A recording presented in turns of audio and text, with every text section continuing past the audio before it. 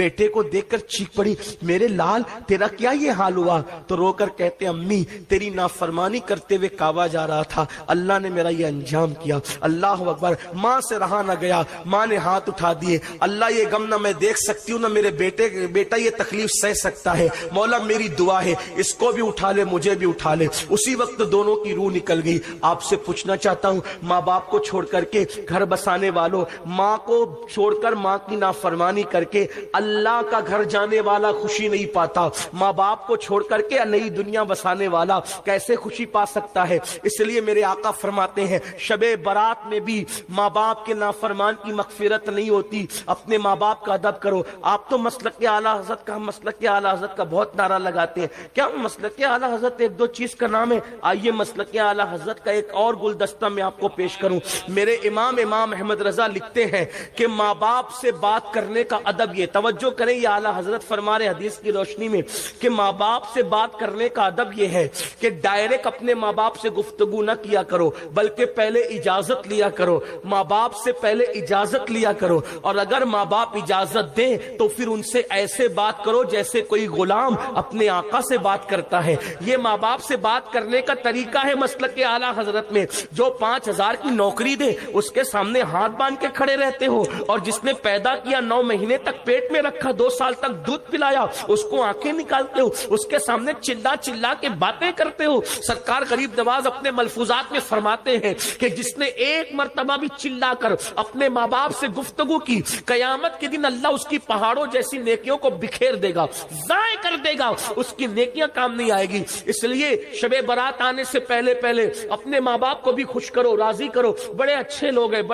لوگ ہیں, ماں باپ سے معافی مانگو تو جلدی معاف کر دیتے ہیں. نمبر 3 میرے آقا علیہ السلام فرماتے ہیں کسی کے لیے دل میں بغض کینہ رکھنے والا اللہ اس کو شب برات میں معاف نہیں کرتا. میں جلدی چل رہا ہوں, تشریح کا وقت زیادہ نہیں. آج مجھے بتاؤ, داڑیاں بڑی کر لی, دل کا کیا حال ہے؟ ٹوپیاں خوبصورت پہن لی, دل کا کیا حال ہے؟ خوبصورت کپڑے پہن لیے, دل کا کیا حال ہے؟ کتنی حیرت کی بات ہے, جس کو انسان دیکھتا ہے اس کو تو سنوار لیا, لیکن جس کو اللہ دیکھتا ہے اس کو کب سنوارو گے؟ میرے آقا نے فرمایا ان اللہ لا ينظر الى صورکم والى اموالکم ولکن ينظر الى قلوبکم. اللہ نہ تمہارے چہرے دیکھتا ہے نہ تمہارے مال دیکھتا ہے, اللہ تو تمہارے دل دیکھتا ہے. صلاۃ و تسبیح پڑھنے والوں, سجدے کرنے والوں, درود شریف پڑھنے والوں, قرآن شریف کی تلاوت کی بات کرنے والوں, بتاؤ دل میں بغض نہیں ہے, دل میں حسد نہیں ہے؟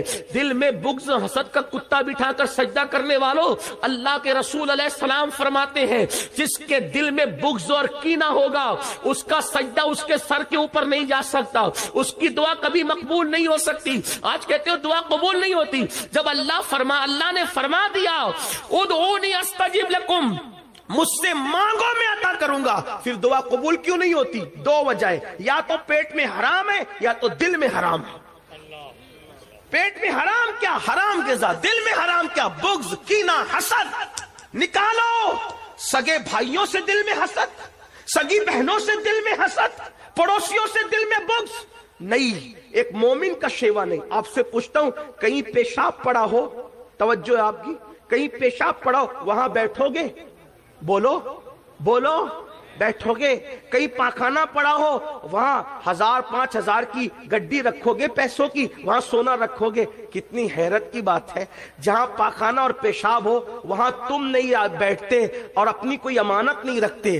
تو جس دل کے اندر بغض کینہ کی شکل میں پاخانے اور پیشاب سے زیادہ بڑی گندگی بھری ہو, اللہ اس میں اپنی امانت عشق مصطفیٰ کیسے رکھے گا؟ محبت رسول کیسے رکھے گا؟ پتا چلا جس دل میں عشق رسول ہے اس دل میں کینہ نہیں ہو سکتا, جس دل میں عشق رسول ہے اس دل میں حسد نہیں ہو سکتا. اس لیے جلو نہیں, حسد نہ کرو, ہر مومن کے لیے دل صاف کرو. اور میرے آقا علیہ السلام کی حدیث ہے, اللہ کے رسول علیہ السلام نے فرمایا اے اناس, ہو سکے تو صبح اس حال میں کرنا کہ تیرے دل میں کسی کے لیے کینہ نہیں ہو. یہ میری سنت ہے, اور جو میری سنت پر عمل کرے گا وہ جنت میں میرے ساتھ داخل کیا جائے گا. اب آپ کہیں گے بغض اور کینے کی پہچان کیا ہے؟ بغض و کینے کی پہچان یہ ہے کہ کسی کو خوشی میں دیکھ کر اپنے کو تکلیف ہوتی ہو اور کسی کو تکلیف میں دیکھ کر اپنا دل خوش ہوتا ہو, سمجھ لو کہ اس کے لیے تمہارے دل میں کینہ ہے. ہر مومن کے لیے دل صاف کر لو, یہ اتنا بڑا وظیفہ, اس سے بڑا وظیفہ کچھ نہیں ہو سکتا. تو جو دل میں بغض کینہ رکھتے ہیں اگر کسی سے بات چیت بند ہے، کسی سے تعلقات توڑ لیا ہے، کسی رشتہ دار سے رشتہ داری ختم کر دی ہے، جاؤ اس سے معافی مانگو، تم بے قصور ہو پھر بھی معافی مانگو۔ اور یاد رکھنا اللہ کے رسول علیہ السلام فرماتے ہیں جو کسی سے معافی مانگے اور وہ معاف نہ کرے، کچھ لوگ بڑے ترم خواہ ہوتے ہیں نا، کوئی معافی مانگنے تو کہتا ہے جا میں تجھے معاف نہیں کروں گا۔ سن لو، اللہ کے رسول علیہ السلام نے فرمایا اگر کوئی کسی سے معافی مانگنے آئے اور وہ معاف نہ کرے تو قیامت کے دن اللہ بھی اس کو معاف نہیں فرمائے گا۔ اس لیے کوئی معافی مانگنے آئے تو اس کو معاف کر دیا کرو، اور تم بھی لوگوں کو مناؤ۔ تو ماں باپ شراب کا عادی، ماں باپ کا نافرمان اور دل میں بغض رکھنے والا، اللہ ان کی مغفرت نہیں فرماتا۔ ایک اور سن لیں، اسی طرح کوئی کسی پہ جادو کرے یا جادو کروائے اس کی بھی مغفرت نہیں ہوتی، شیورات ہے۔ آج یہ لعنت بھی عام ہو گئی ہمارے معاشرے کے، کسی کا بیٹے ہی بیٹے پیدا ہو رہے ہیں، کسی کی بیٹی کو اچھے رشتے آ رہے ہیں، کوئی خوبصورت ہے، تندرست ہے، توانا ہے، تو پنڈتوں کے پاس جا کر، مشرکوں کے پاس جا کر، سفلی والوں کے پاس جا کر اس پہ جادو کرتے کراتے ہیں۔ یاد رکھنا، یاد رکھنا، اگر تم کسی کو دکھی کرتے ہو کبھی سکھی نہیں رہ سکتے۔ میرے آقا فرماتے البر لا یبلا والذنب لا ینسى والدیان لا یموت اعمل ما شئت کما تدین تدان۔ نیکی کبھی پرانی نہیں ہو سکتی، گناہ کبھی بھلایا نہیں جا سکتا، اور بدلہ دینے والے خدا کو کبھی موت نہیں آ سکتی۔ جیسا کرو گے ویسا پاؤ گے، پھر جو چاہو کرو، جو کرو گے ویسا بھرو گے۔ کسی کو دکھ دینے والوں، کسی کو ستانے والوں، کسی کو بیماریوں میں ڈالنے والوں، کسی کو پریشانیوں میں ڈالنے والوں، اللہ کے رسول کی شفاعت نصیب نہیں ہوگی۔ جادو کرتے ہو، جادو کرواتے ہو بس اس لیے کہ وہ تکلیف میں رہے۔ مومن کسی کو تکلیف میں ڈالنے کے لیے نہیں آیا، مومن تکلیف سے نکالنے آئے۔ عورتوں میں یہ گندگی زیادہ ہے، کسی سے حسد، بغض، اور میری مائیں اور بہنیں بیٹھی ہیں، میری بہنوں اپنا کام نہیں، کسی کو دکھ میں ڈال، ہو سکے تو کسی کو خوشی دو۔ تم دوسروں کو خوشی دو گے اپنی حیثیت کے مطابق، اللہ تمہیں خوشی دے گا اپنی شان کے مطابق۔ تو ان لوگوں کی شب برات میں بخشش نہیں ہوتی مگر جو توبہ کر لے۔ آخری بات، جو توبہ کر، توبہ وہ عظیم عبادت ہے۔ میرا اللہ فرماتا ہے ان اللہ یحب التوابین، بے شک توبہ کرنے والوں کو اللہ اپنا محبوب بنا لے۔ بس ایک آخری بات کہنے چلا ہوں، توجہ سے سننا۔ بڑے سے بڑا پاپی، بڑے سے بڑا مجرم اگر توبہ کرے تو اللہ اس کو اسی وقت معاف کرتا۔ گناہ سے توبہ کرنے والا گناہ سے ایسے پاک ہو جاتا ہے جیسے ابھی اپنی ماں کے پیٹ سے پیدا ہو۔ لیکن توبہ کیا؟ گال پیٹنا توبہ نہیں، کان کھینچنا توبہ نہیں، استغفر اللہ رسمی طور پہ پڑھنا توبہ نہیں۔ توبہ کیا؟ اپنے اللہ سے کہو بہت پاپ کر چکا، گناہ کر چکا، معاف کر دے، پھر دوبارہ اس رستے نہ جانا۔ یہ ہے توبہ۔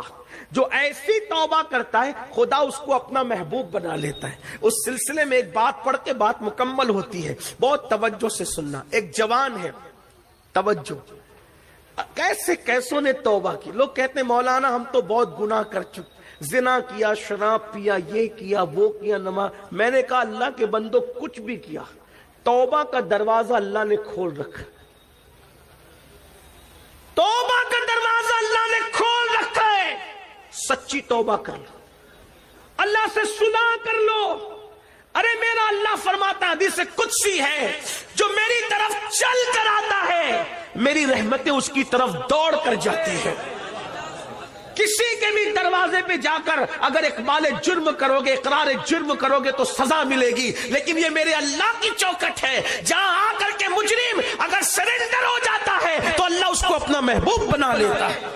آؤ اپنے اللہ کی طرف رجوع کرو، اپنے اللہ کی طرف معافی مانگو اپنے اللہ سے۔ ایک جوان ہے، اس کا نام عبداللہ ہے، جوانی کی دہلیز پہ قدم رکھا. میں اپنے الفاظ کے جامع میں روایت پڑھ رہا ہوں, یہ واقعہ پڑھ رہا ہوں, دھیان سے سننا. میری بہنوں سے بھی, میری بہنوں بے پردہ گھوم چکی ہو, کوئی غلطیاں ہو چکی ہے, تم بھی توبہ کرو. شب برات تمہارے لیے بھی ہے. آج کل کی عورتیں کچن کے اندر گانے سن رہی ہے, سیریل دیکھ رہی ہے, باریک اور پتلے کپڑے پہن رہی ہے, پردہ کرنے شرماتی. عورتیں کہتی مولوی صاحب پردہ تو آنکھ میں ہونا چاہیے, یہ ظاہر کا پردہ کیا ہے؟ میں نے کہا تو سیدہ فاطمہ تو زہرا سے بھی بڑی آنکھ میں پردے والی آ گئی. معاذ اللہ ثم معاذ اللہ. اگر آنکھ کا پردہ ہی کافی ہوتا تو سیدہ فاطمہ تو زہرا نے چہرے کا پردہ کیوں کیا, وجود کا پردہ کیوں کیا؟